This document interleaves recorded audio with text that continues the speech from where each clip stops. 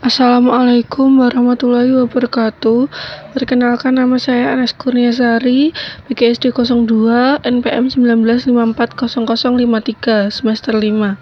Di sini saya akan menjelaskan tentang rencana pelaksanaan pembelajaran atau RPP. Metode pembelajaran. Pendekatan pembelajaran yang saya ambil adalah saintifik, metode pembelajaran, simulasi, tanya jawab, penugasan, dan ceramah. Sedangkan strategi pembelajaran yang saya ambil adalah TTW atau Think Talk Write. Pendekatan saintifik menurut para ahli yang pertama yaitu Hosnan.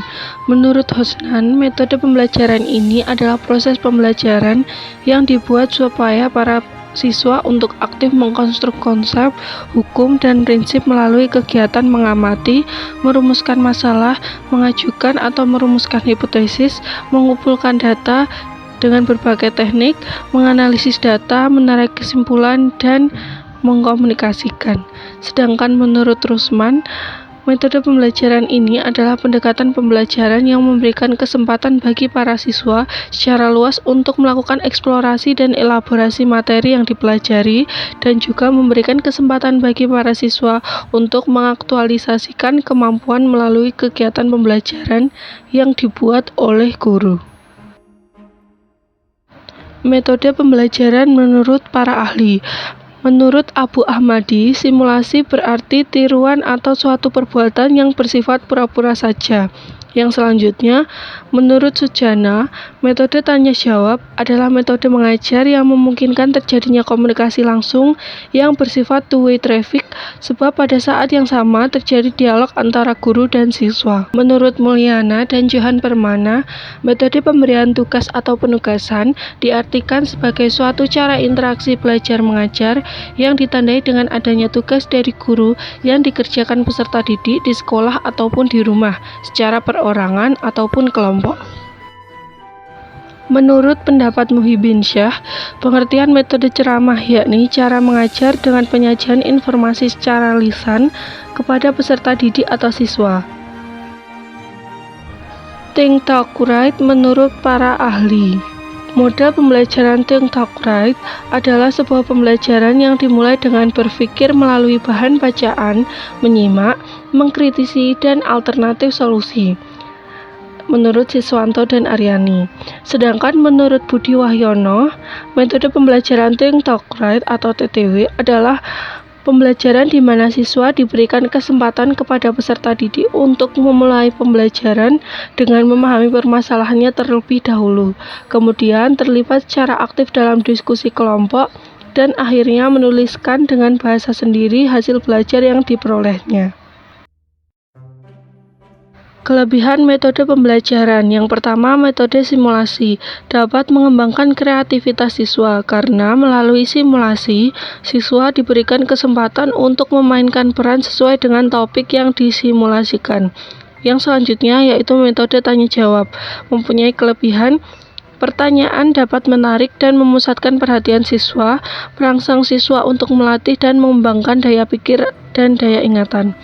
Yang selanjutnya, metode penugasan mempunyai kelebihan, hasil pelajaran lebih tahan lama dan membekas dalam ingatan siswa. Siswa belajar mengembangkan inisiatif dan sikap mandiri. Yang terakhir, metode ceramah memiliki kelebihan praktis dari sisi persiapan, efisien dari sisi waktu dan biaya, dapat menyampaikan materi yang banyak. Implementasi pendekatan saintifik. Penerapan pendekatan saintifik dalam pembelajaran melibatkan keterampilan proses seperti mengamati, mengklasifikasi, mengukur, meramalkan, menjelaskan, dan menyimpulkan. Pendekatan saintifik diyakini sebagai titian emas perkembangan dan pengembangan sikap, keterampilan, dan pengetahuan peserta didik. Pembelajaran IPA melalui keterampilan prosesnya, mengintegrasikan pendekatan keterampilan proses dan metode ilmiah. Metode ilmiah dilakukan dengan langkah melakukan pengamatan, menentukan hipotesis, merancang eksperimen, menguji hipotesis, menerima dan menolak hipotesis, dan merevisi hipotesis atau membuat kesimpulan. Sintaks Think Talk Write. Model pembelajaran Think Talk Write memiliki langkah-langkah atau sintaks dalam pembelajaran, yaitu sebagai berikut. Yang pertama, guru membagi lembar kerja peserta didik atau LKS yang berisi masalah yang harus diselesaikan oleh peserta didik. Yang kedua, peserta didik membaca masalah yang ada dalam LKS kemudian membuat catatan kecil. Ketika peserta didik membuat catatan kecil, inilah yang terjadi proses berpikir atau think pada peserta didik. Yang ketiga, peserta didik berdiskusi dengan teman dalam kelompok membahas isi catatan yang dibuatnya dan penyelesaian masalah dikerjakan secara individu atau talk. Selanjutnya, dari hasil diskusi, peserta didik secara individu merumuskan pengetahuan berupa jawaban atau soal dalam bentuk tulisan atau write. Yang kelima, perwakilan kelompok menyajikan hasil diskusi kelompok. Yang terakhir, kegiatan akhir pembelajaran adalah membuat refleksi atau kesimpulan materi yang dipelajari. Sebelum itu, dipilih beberapa atau satu orang peserta didik sebagai perwakilan kelompok untuk menyajikan jawabannya, sedangkan kelompok lain diminta memberi tanggapan. Contoh kegiatan pembelajaran Think Talk Write.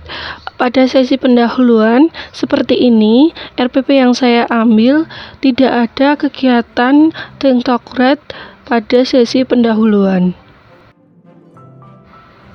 Pada kegiatan inti, di sini terdapat sintaks Think Talk Write.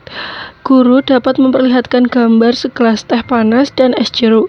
Guru bertanya kepada sekelompok siswa, mana yang panas dan mana yang dingin. Sekelompok siswa diharapkan menjawab dengan alasan yang tepat berdasarkan penglihatan mereka. Disitulah terdapat sintaks think pada pembelajaran Think Talk Write.